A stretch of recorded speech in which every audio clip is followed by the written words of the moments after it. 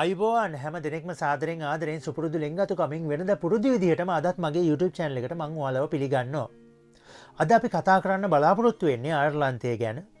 ඔයාලා දන්නවා අයර්ලන්තයට ඔයාලා එනකොට work permit එකක් apply කරලා ඊට පස්සේ visa එකකින් තමයි අයර්ලන්තයට එන්නේ. මෙහෙම අයර්ලන්තයට ඇවිල්ලා ඒ වීසා එකේ ජීවත් වෙන කාලෙදී ඔයාලා IRP කාඩ් එක Irish Resident Permit කාඩ් එක ඔයාලා අයර්ලන්තයේ තුලදී ඇප්ලයි කරන්න ඕනේ. මේකේ පළවෙනි වතාවේදී ඔයාලා ඇප්ලයි කරනකොට ඔයාලා ගාඩර් ස්ටේෂන් එකට ගිහිල්ලා ඔයාලගේ ෆින්ගර්ප්‍රින්ට් දීලා ඒකත් එක්කම ඔයාලගේ බයෝ දීලා මේ හැම දෙයක්ම සම්පූර්ණ කරන්න ඕනේ. ඔයාලා දෙවෙනි වතාවේදී ඇප්ලයි කරනකොට ඔයාලට ඔන්ලයින් ඇප්ලයි කිරීමේ හැකියාවක් තියෙනවා. ඔයාලා දැන් මේ වෙනකොට thumbnail එක දැකලා වෙන්නේ නැති මේ වීඩියෝ එකට එන්නේ නැත්තේ. ගෙදර ඉඳන්ම ඔයාලට ෆෝන් එකෙන් එහෙම නැත්නම් ඔයාලට කම්පියුටර් එකක් තියෙනවා නම් ඔයාලට කම්පියුටර් එකෙන් මෙහෙම ඇප්ලයි කරන්න පුළුවන් හැකියාවක් තියෙනවා. ඉතින් අද මම ඔයාලට කියා දෙන්න බලාපොරොත්තු වෙන්නේ මෙන්න මේ ක්‍රමවේදය කොහොමද අපි කරන්න කියලා ස්ක්‍රීන් එකක් ආධාරයෙන්. ඉතින් එහෙනම් දිගට මාත් එක්ක නැඳී ඉන්න.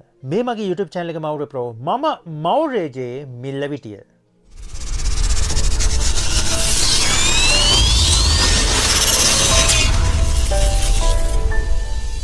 ඉතින් හැම දෙනෙක්ම සාදරෙන් ආදරෙන් පිළිගන්නවා මගේ ස්ක්‍රීන් එකට.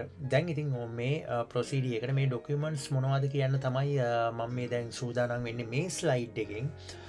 අපිට ඔයාලගේ 6 month valid passport එකක් තියෙන්න ඕනේ. ඒ කියන්නේ ඔයාලා දැන් යූස් කරන passport එක ඒක 6 month valid වෙලා තියෙන්න ඕනේ. expire IRP card එක ඕනේ. මේකේ ස්ලයිඩ් දෙකක් තියෙනවා, පැති දෙකක් තියෙනවා. මේක එක ඇටැච්මන්ට් එකකට අපි අරන් තියෙන්න ඕනේ. proof of address ඕනේ.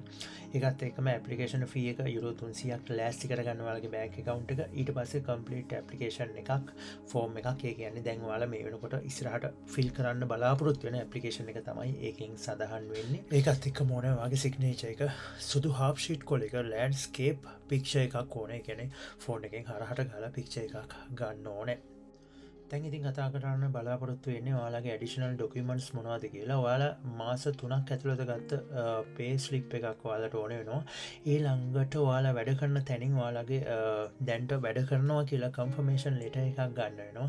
ඒකත් එක්කම ඔයාලගේ work permit එක අනිවාර්යයෙන්ම valid work permit එකක් වෙන්න ඕනේ. ඒක දැන් ඉතින් ඔයාලගේ අතේ තියෙන්න ඕනේ මේකට apply කරනවා නම්. මොකද අයර්ලන්තේ ඔයාලා ඉස්සරහට ඉන්නවා නම් ඔයාලට work permit එක තියෙන්න ඕනේ. දැන් ඉතින් අපි යමු අපේ base ස්ක්‍රීන් එකට. මම ලින්ක් එක දාලා තියෙනවා මේක ඩිස්ක්‍රිප්ෂන් එකේ.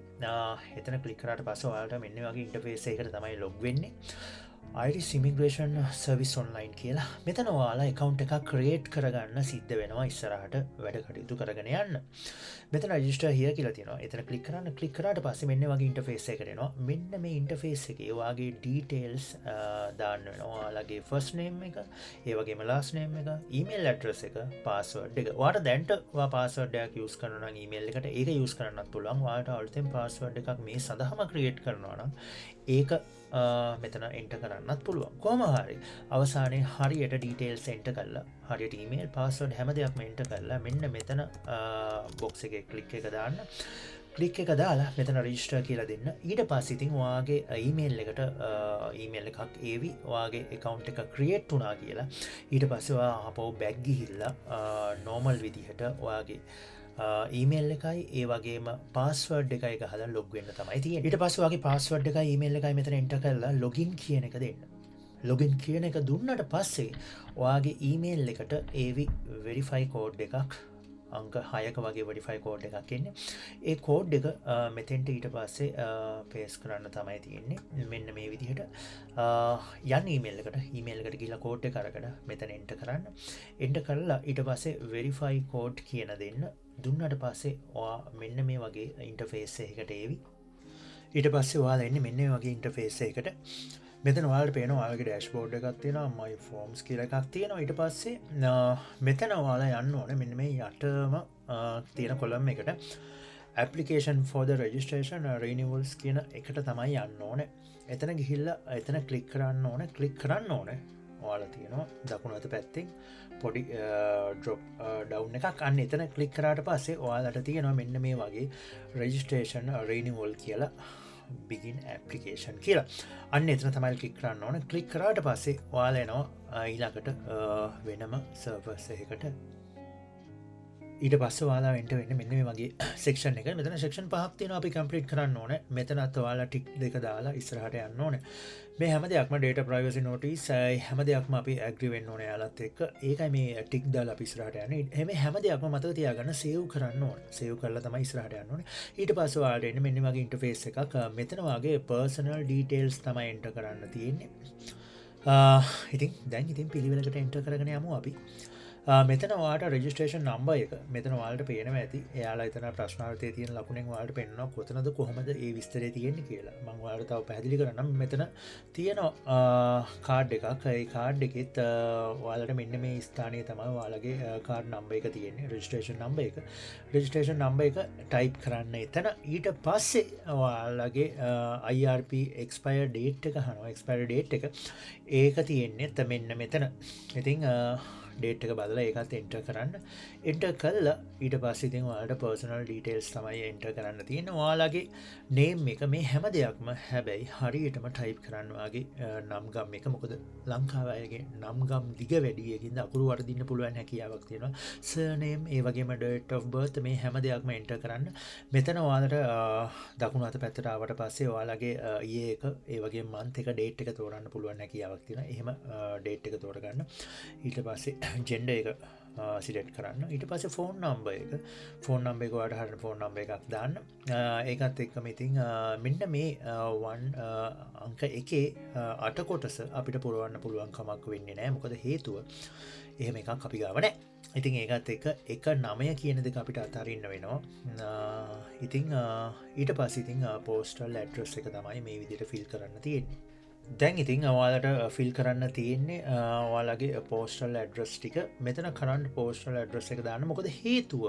මේ කාඩ් එකේ ඉන්නේ මෙන්න මේ ඇඩ්‍රස් එකට ඉතින් ඒක හරියටම දාන්න ඔයාලගේ ඉන්න ලොකේෂන් එකත් එක්ක ඊට පස්සේ ඔයාගේ ටවුන් එක සිටි එක දාන්න ඊට පස්සේ ඔයාගේ කවුන්ටි එක දාන්න පුළුවන් හැකියාවක් තියෙනවා වයින් කවුන්ටි එක කෝක්ද එහෙම නැත්නම් ඩොනගල්ද ඒ හැම දෙයක්ම දාන්න ඒකත් එක්කම ඔයාගේ කෝඩ් එක දාන්න පුළුවන් හැකියාවකුත් තියෙනවා ඒ කෝඩ් හැම දෙයක්ම දාලා ඊට පස්සේ ඉතින් ඉස්සරහට එන්න මේ හැම දෙයක්ම ෆිල් කරගෙන ඊට පස්සේ ඔයාගේ නැෂනැලිටි එක තියෙනවා නැෂනැලිටි එක ඔයාලට දාන්න පුළුවන් හැකියාවක් තියෙනවා ශ්‍රී ලංකන්ස් කියලා ඊළඟට ඔයාලට තියෙනවා පාස්පෝර්ට් නම්බර් එක ඔයාගේ පාස්පෝර්ට් නම්බර් එක දාන්න ඒකෙත් එක්ස්පයර් ඩේට් එක අහලා තියෙනවා එක්ස්පයර් ඩේට් එකත් ඔයාලට දාන්න පුළුවන් හැකියාවක් තියෙනවා ඒකෙත් අර දකුණු අත පැත්තට ගියාට පස්සේ ඔයාලට ඩේට් සිලෙක්ෂන් එකක් තියෙනවා ඉතින් ඒ ඩේට් සිලෙක්ෂන් එකත් එක්ක ඔයාලට එන්ටර් කරලා දාන්න පුළුවන් හැකියාවක් තියෙනවා ඊට පස්සේ මේ 1.17 කියන පොයින්ට් එකේදී ඔයාගෙන් අහනවා එයාලා ඔයා මේ කලින් කාඩ් එක ඇප්ලයි කරේ දැන් අපි මේ යන්නේ රිනිවල් එකක්නේ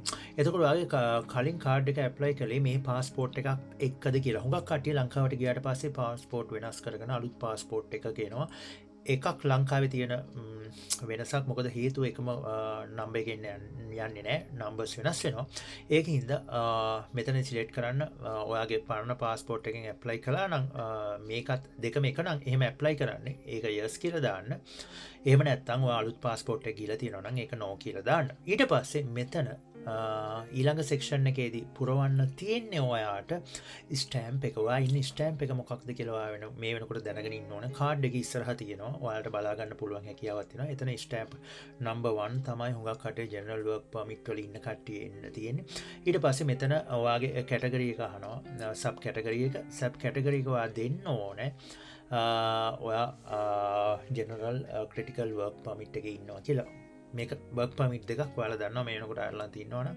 ඔයා ජෙනරල් වර්ක් පර්මිට් වල ඉන්නවනම් කොහොමත් මේ දෙකටම එක තමයි තියෙන්නේ. ඉතින් එහෙම දාලා ඊට පස්සේ මෙන්න මේ පොයින්ට් එක මාර වැදගත්. මෙතන 1.20 කියන පොයින්ට් එක ඔයාලට පේනවා.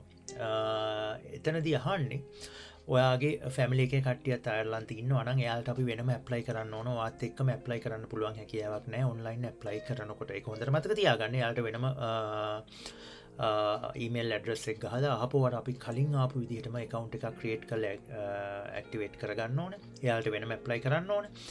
තනි වශයෙන්. ඉතින් මේ විදිහට ඔයාලට යන්න තමයි තියෙන්නේ ඉස්සරහට. මේ හැම දෙයක්ම save කරන්න next කරන්න කලින් ඊළඟ page එකට යන්න කලින් හැම දෙයක්ම save කරලා තියාගන්න. එතකොට අපිට පස්සේදී ඔයාලට අද fill කරන්න බැරි නම් අපිට හෙට මේක continue කරන්න පුළුවන් හැකියාවක් තියෙනවා. අර my form කියන තැනට ගිහිල්ලා ඩෑෂ්බෝඩ් එක මෙහා පැත්තේ තියෙනවා. එතෙන්ට ගිහලා අපිට කරන්න පුළුවන් හැකියාවක් තියෙනවා. ඊට පස්සේ අපි දැන් ඩොකියුමන්ට්ස් ටික සබ්මිට් කරන්න තමයි යන්නේ. අපි ගාව තියෙන සපෝටින් ඩොකියුමන්ට් එක. මෙතන පළවෙනි එක තියෙනවා වගේ සිග්නේචර් එක. මම අර කලින් කියපු විදිහට ඒක ලෑන්ඩ්ස්කේප් මෝඩ් එකෙන් ගන්න ඕනේ. සුදු කොලයක අස්සම් කරලා හොඳට වටපිටාව ඉඳ තියලා ඒක මෙතන ඇටච් කරන්න පුළුවන් හැකියාවක් තියෙනවා. ඊට පස්සේ ඔයාලගේ දෙවනි ඩොකියුමන්ට් එක විදිහට එයාලා ඉල්ලන්නේ ඔයාලගේ වැලිඩ් පාස්පෝර්ට් එකේ බයෝමෙට්‍රික්ස් පේජ් එක. ඒ කියන්නේ ඔයාගේ ෆොටෝ එකත් එක්ක තියෙන පේජ් එක තමයි මෙතන ඇප්ලයි කරන්න ඕනේ. එන්ටර් කරන්න ඕනේ. මෙතනදී ඔයාලට තියෙනවා බ්‍රවුසර් එකෙන් ඔයාලට ගිහලා බලන්න පුළුවන් හැකියාවක් තියෙනවා. ඔයාලගේ ලැප්ටොප් එකේ හුඟක් වෙලාවට ඩෙස්ක්ටොප් එකේ මේක සේව් කරගන්න ඔයාගේ ඩොකියුමන්ට් ටික වෙනම ෆෝල්ඩර් එකක හරියට ෆයිල් එකේ මම කලින් කතා කරපු ඩොකියුමන්ට්ස් ටික සේරම එකම ෆෝල්ඩර් එකක සෙට් කරගෙන ඉස්සරහට යන්න පුළුවන්. එතකොට ලේසි වැඩේ ඔයාලට ටට්ටක් ගාලා ඇප්ලයි කරන්න පුළුවන් හැකියාවක් තියෙනවා. මේකට ඇටච් කරන්න පුළුවන් හැකියාවක් තියෙනවා. ඊට පස්සේ ඔයාලට යන්න ඕනේ IRP කාඩ් එක. මෙතන අපිට ප්‍රශ්නයක් එනවා මම කලින් කියපු විදිහට. ඔයාලගේ IRP කාඩ් එක ඔයාලා අපි බැලුවොත් එහෙම PDF එකක් විදිහට එක පේජ් එකේ බැක් සයිඩ් එකයි ෆ්‍රන්ට් සයිඩ් එකයි දෙකම එකට ඇටච් කරලා තියාගන්න. ඒක කලින් සේව් කරගන්න. ඒ කියන්නේ ෆොටෝ දෙක වෙනම අරගෙන ඊට පස්සේ අපි ඒක PDF එකට කන්වර්ට් කරලා ඔන්ලයින් PDF තියෙන ඕන තරම් ඒකට ඇටච් කරලා අපිට එක ෆයිල් එකක් විදිහට ඒක ඇටච් කරගන්න පුළුවන්. මොකද එතන ෆයිල් දෙකක් අපිට ඇටච් කරන්න පුළුවන් හැකියාවක් නැහැ. ඒවා තමයි සාමාන්‍යයෙන් මේන් ඩොකියුමන්ට් විදිහට ඔයාලට දකින්න පුළුවන් හැකියාවක් තියෙන, දෙන්න පුළුවන් හැකියාවක් තියෙන අනිත් ඩොකියුමන්ට්, සපෝටින් ඩොකියුමන්ට්ස්. දැන් අපි බලමු සපෝටින් ඩොකියුමන්ට්ස් මොනවද කියලා. ඔන්න ඔය තුනෙන් පස්සේ ඔයාලට තියෙන්නේ සපෝටින් ඩොකියුමන්ට්ස් ටික ඇටච් කරන්න. සපෝටින් ඩොකියුමන්ට්ස් වලදී මම අර කලින් කිව්වා අපි ලෑස්ති කරගත්ත සපෝටින් ඩොකියුමන්ට්ස් ඔයාගේ පේ ෂීට් එක, ඒ වගේම ඔයාගේ වර්ක් පර්මිට් එක, ඒකත් එක්කම ඔයාලගේ අපි බැලුවොත් එහෙම ඇඩ්‍රස් ප්‍රූෆ් එක. ඇඩ්‍රස් ප්‍රූෆ් එක අපිට ගන්න පුළුවන් බැංක් ස්ටේට්මන්ට් එකේ තියෙනවා. ඒ වගේම එයාලට මොකක් හරි අපිට ප්‍රොවයිඩ් කරන්න පුළුවන් සපෝටින් ඩොකියුමන්ට් එකක් විදිහට ඔයාලගේ Wi-Fi බිල් එකක්, එහෙම නැත්නම් ඔයාලගේ වැඩ කරන තැනින් ඔයාලට ගන්න පුළුවන් හැකියාවක් තියෙනවා. මෙයාලා මෙන්න මෙතන තමයි ජීවත් වෙන්නේ කියලා. ඒ හැම දෙයක්ම මෙතෙන්ට ඇටච් කරන්න පුළුවන් හැකියාවක් තියෙනවා. හොඳට මතක තියාගන්න. ඒ හැම දෙයක්ම නිල අස්සනකින් වෙන්න ඕනේ. අපි ඔන්ලයින් ඩවුන්ලෝඩ් කරගන්න දෙයක් නම් ගැටලුවක් නැහැ බැංකුවක. නමුත් ඉතින් අනිත් දේවල් වල නිල අස්සනක් හැම දෙලෙම තියෙන්න ඕන හැකියාවක් තියෙනවා. ඒකත් එක්කම ඔයාලගේ කොන්ට්‍රැක්ට් එකක් මෙතෙන්ට දාන්න පුළුවන් හැකියාවක් තියෙනවා. කොන්ට්‍රැක්ට් එකක් දාන්න. හැබැයි ඉතින් කොන්ට්‍රැක්ට් එක අවසානයේ ඔයත් අස්සම් කරන්න ඕනේ. ඔයාලගේ වැඩ කරන හොටෙල් එකේ හරි මොකක් හරි කම්පැනි නිලධාරියෙකුත් අස්සම් කරන්න ඕනේ. එතකොට තමයි ඒක වැලිඩ් වෙන්නේ. කොහොම හරි අපි එනවා ඊළඟ ස්ටෙප් එකට. ඊළඟ ස්ටෙප් එකට ආවට පස්සේ ඔයාලට පේනවා මෙතන ඔයාලගේ ඩොකියුමන්ට් එක සබ්මිට් කරන්න පුළුවන් හැකියාවක් තියෙනවා. මෙතනදී කලින් පේමන්ට් ඔප්ෂන් එකක් එනවා. පේමන්ට් ඔප්ෂන් එක ඔයාලගේ කාඩ් එන්ටර් කරලා ඒක පේ කරන්න. පේ කළාට පස්සේ යුරෝ 300ක් ඔයාලට පේ කරන්න සිද්ධ වෙනවා. සිද්ධ වුණාට පස්සේ ඊළඟ ස්ටෙප් එක තමයි මෙතෙන්ට එන්නේ. ඊට පස්සේ ඉතින් ඔයාලට මේ ඩොකියුමන්ට් ටික සේරම සබ්මිට් කරන්න පුළුවන් හැකියාවක් තියෙනවා. හැබැයි මෙහෙම සබ්මිට් කරනකොට හොඳට මතක තියාගන්න ඔයාගේ ඩොකියුමන්ට්ස් 100% ක්ලියර් වෙන්න ඕනේ. ඒකත් එක්කම ඔයා ටයිප් කරපු දේවල් හැම දෙයක්ම හරි පැහැදිලිව තියෙන්නත් ඕනේ. ඒ කියන්නේ ඒවා අකුරු වැරදිලා නම් වෙලා තියෙන්න විදියකුත් නැහැ. ඊට පස්සේ ඔයාලා එනවා normal dashboard එකට අහපොව. එතකොට ඔයාලට පෙන්නනවා ඔයාලා සබ්මිට් කළා නම් ඔයාගේ reference number එකක් එක්ක ඔයා registration number එකක් එක්ක ඒ කියන්නේ document එක submit වෙච්ච number එකත් එක්ක ඔයාලට එතන detail එකක් පෙන්නනවා. අන්න එතකොට තමයි ඔයාගේ document එක pure submit වෙලා තියෙන්නේ. එතකොට ඉතින් ඔයාලට හරියට බැලුවොත් එහෙම දවස් 10කදී වැඩ කරන දවස් 10ක ඇතුළත වගේ මේකේ reply එකක් ඒවි. reply එක එනවා email එකට. ඒ වගේම නැත්තම් ඔයාලට ගිහිල්ලා මේකේ review එකක් බලන්න පුළුවන් හැකියාවකුත් තියෙනවා. ඒ අපි අර කලින් save කරගත්ත password ඒ වගේම verification code හැම දෙයක්ම use කරලා ආපහු මේ portal එක අස්සට අපිට යන්න පුළුවන් හැකියාවක්. මම හිතන්නේ දැන් ඉතින් ඔයාලට දල අදහසක් ඇති. දල අදහසක් කියන්න බෑ. සම්පූර්ණයෙන් අදහසක් ඇවිල්ලා ඇති කොහොමද මේ දේ කරගන්නේ කියලා. ඇත්තටම කියනවා නම් එම්ම සම්පූර්ණ ඩොකියුමන්ට්ස් ටික ඔයාලා ළඟ ලෑස්ති කරගත්තා නම් අපි බැලුවොත් එහෙම විනාඩි 15ක් ඇතුළත වගේ මේක සබ්මිට් කරන්න පුළුවන් හැකියාවක් තියෙනවා. ඉතින් එහෙම තනියම කරගන්න පුළුවන් හැකියාවක් ඔයාට තියෙනවා නම් මේ වැඩසටහනේ සාර්ථකත්වයත් ඒකයි. මගේ සතුටත් අන්න ඒක තමයි.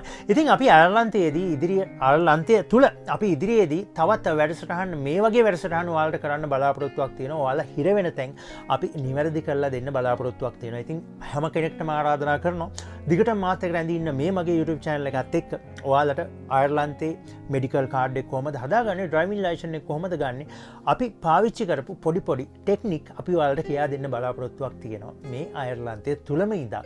ඉතින් හැම කෙනෙක්ම ආරාධනා කරනවා. තාම සබස්ක්‍රයිබ් කරලා නැත්නම් මගේ YouTube channel එක සබස්ක්‍රයිබ් කරන්නත් කියලා ආරාධනා කරනවා. එහෙනම් ඉතින් දිගට මාත් එක්ක ඉන්න මේ මගේ YouTube channel එක මවුර ප්‍රෝ මම මවුර් රේජයේ මිල්ලවිටිය